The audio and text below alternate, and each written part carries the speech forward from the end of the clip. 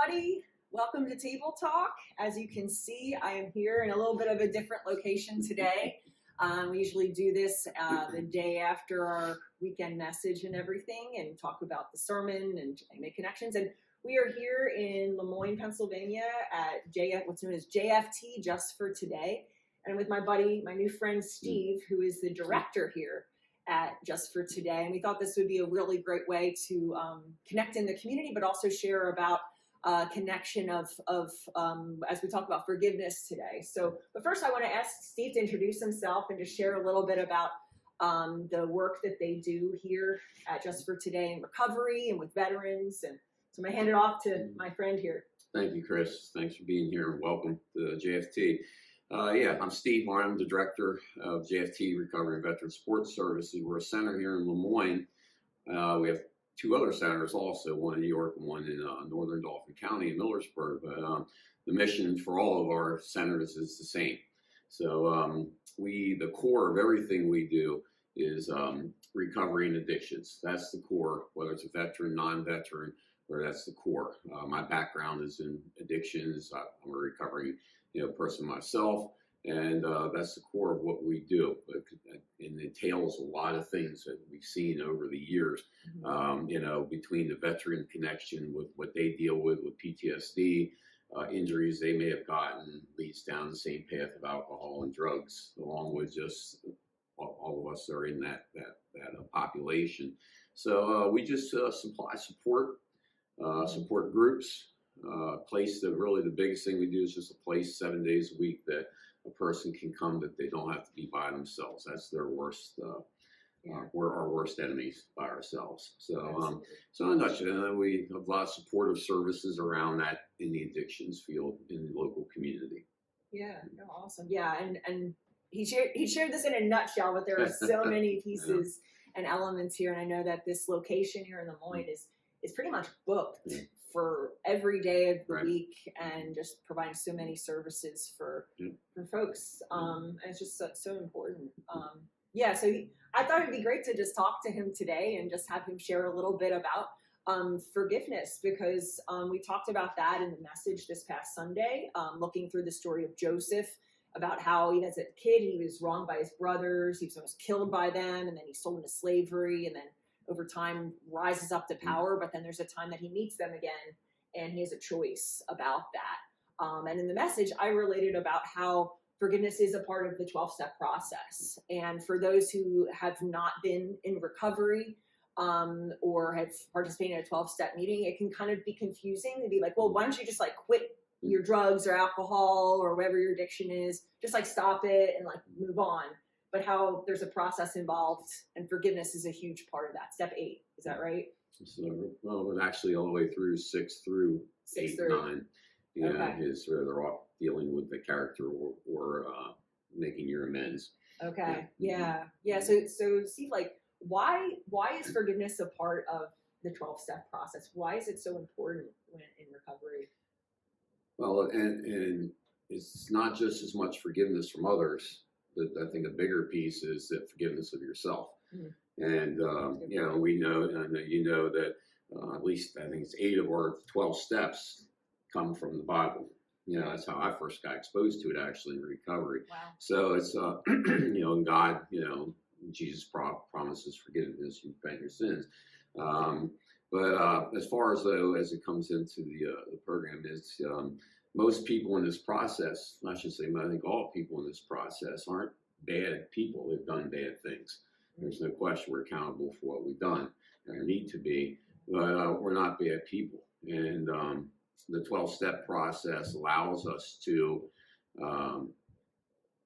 maybe not correct that completely, but make it right, a person can move on. And that forgiveness is so important because there's, my personal experience, and I'm not getting it, but my personal experience with it, because there is a ton of guilt and shame.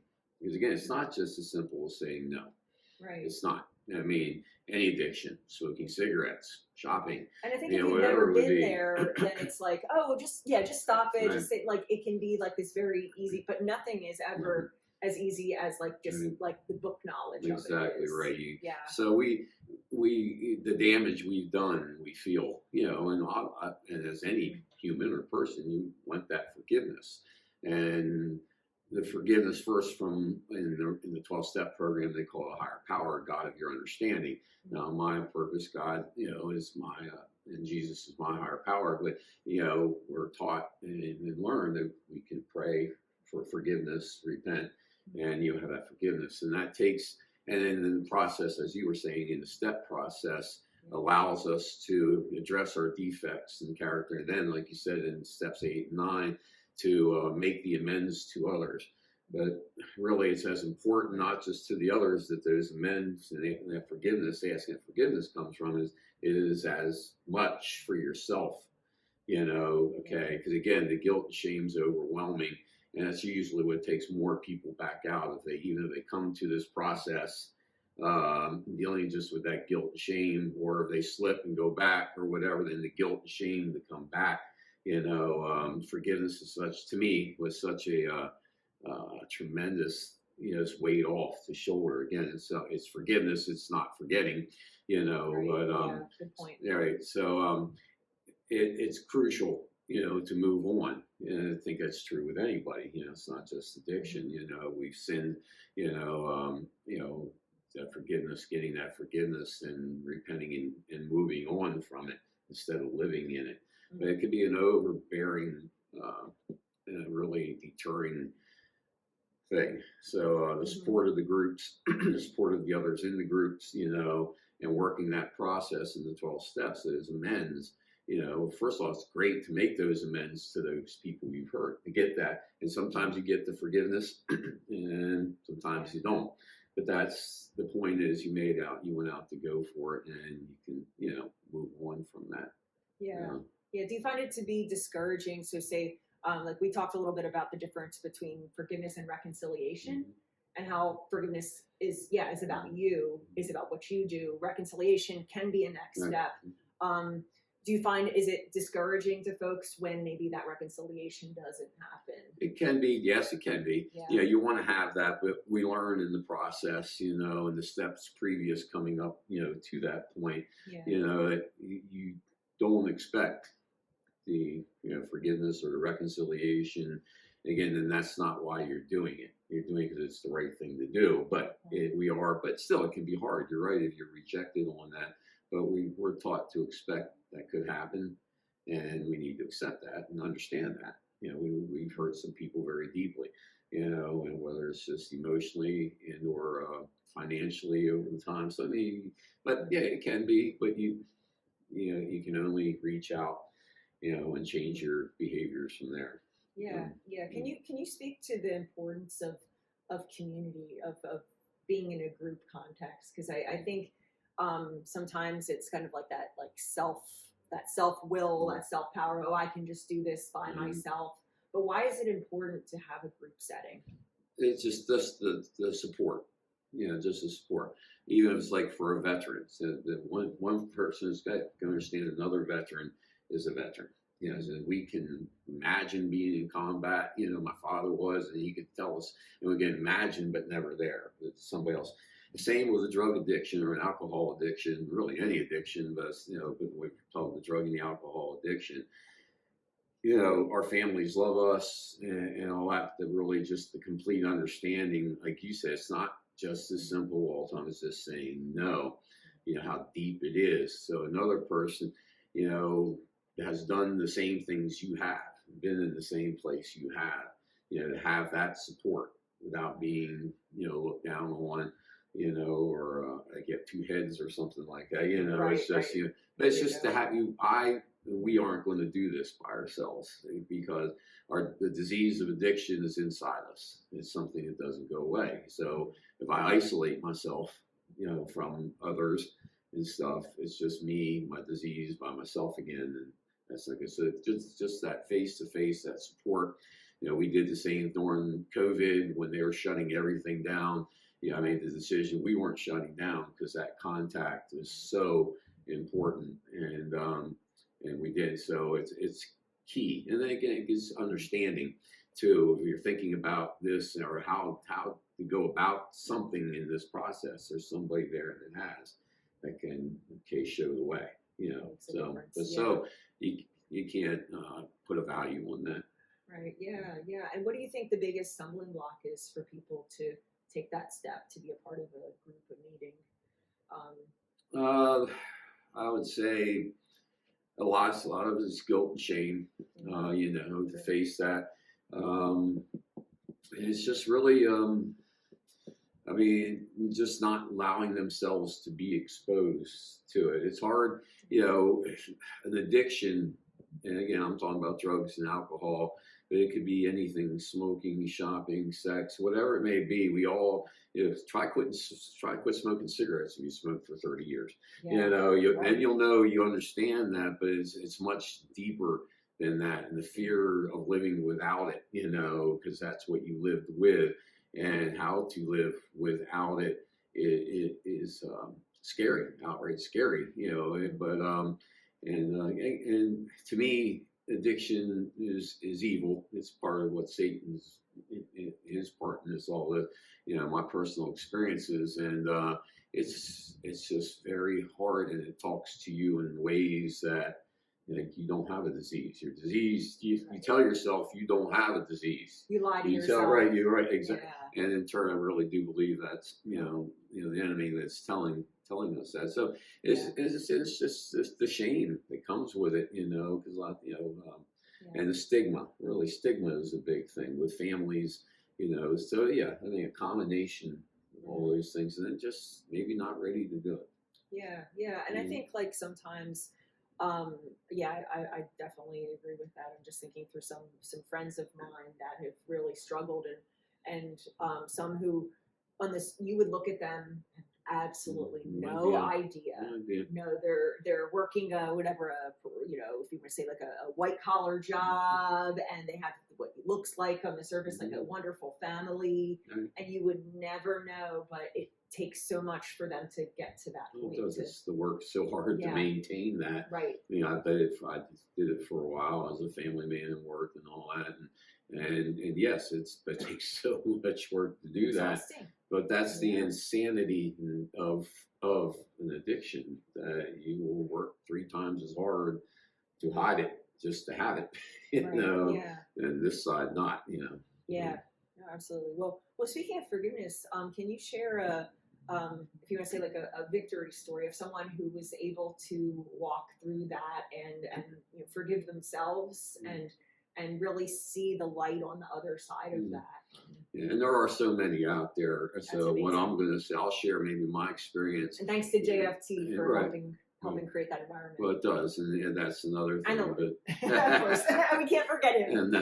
But there's so many stories that are the same as mine, but I'll speak from my experience. But I've seen what I'm going to explain. I've seen in so many others, so it's a similar thing. But it's just the we want, again, once you get that clarity, that moment of clarity, and you realize, okay, I can't do that anymore. I need to move on with this. And we call it luggage or baggage or whatever you want to call it, come along with it, meaning the things we have done that we now need to, the 12-step process, to get ourselves right, but then also to get our lives right, and especially, again, those that we've hurt,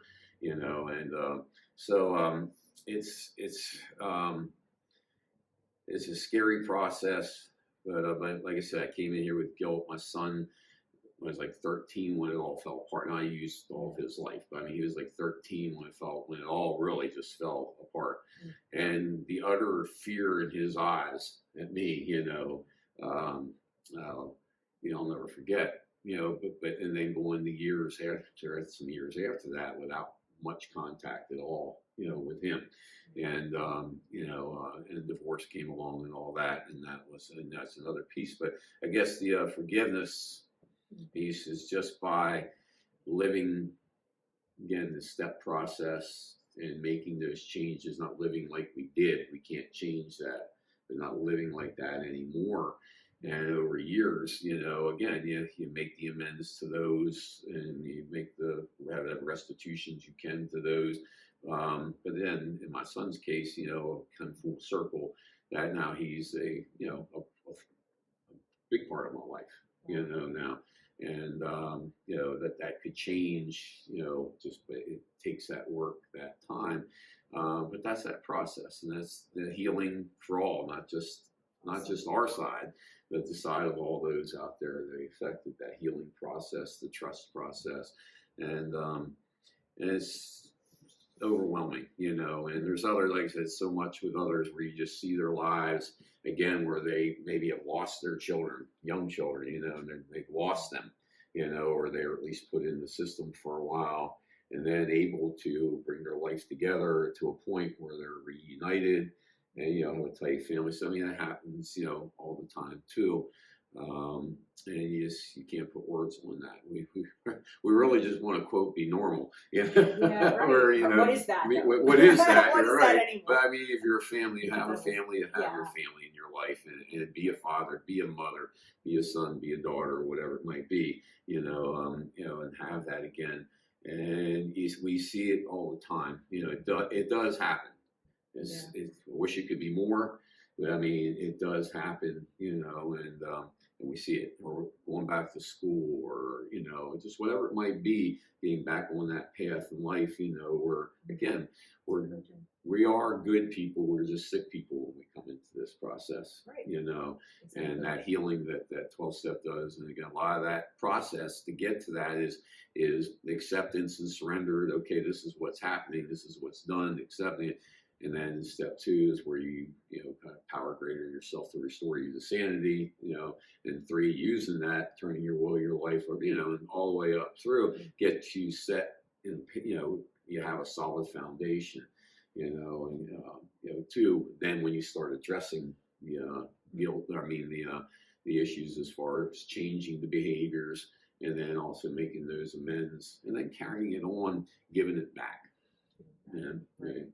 Wow, that's awesome. Yeah, thanks so much for sharing, Steve. Thank really, you for coming out. Yeah, no, we really appreciate. I mean, I think regardless of anybody who's listening of your situation, I mean, first of all, I don't think that there is a single person that is unaffected by addiction.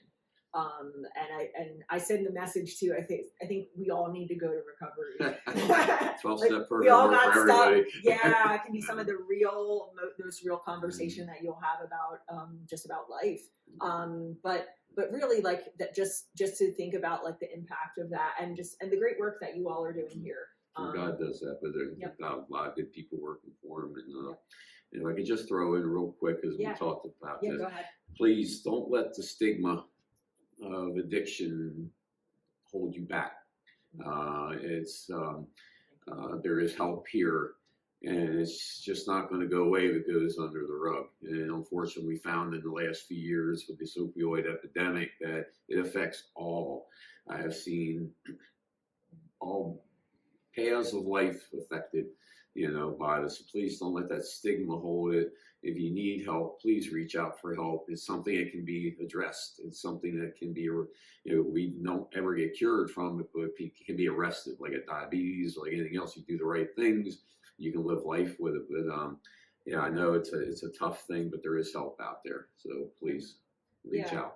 And how about this, Steve? On the comments or the link, we're going to provide a link here to JFT. Please, we can help. So if you want to find out more in whatever way, even about some of the meetings that are going on, and we happily support. Or if you just need help, we can get you the help, or get a loved one to help. We do that every day. So wherever you are, even if you're not here locally, we'll hook you up. So it's just so important. Yeah, awesome. Well, thanks for sharing, Steve. Thanks for being here. Thank you guys for joining us too, and I hope this is just a great way to really unpack some of that idea of forgiveness and just the importance in whatever situation. So we hope you guys have a great week, and God bless you all. Join us on Sunday, 11 o'clock again, whether live stream or in person in New Cumberland, Pennsylvania, and see you all then.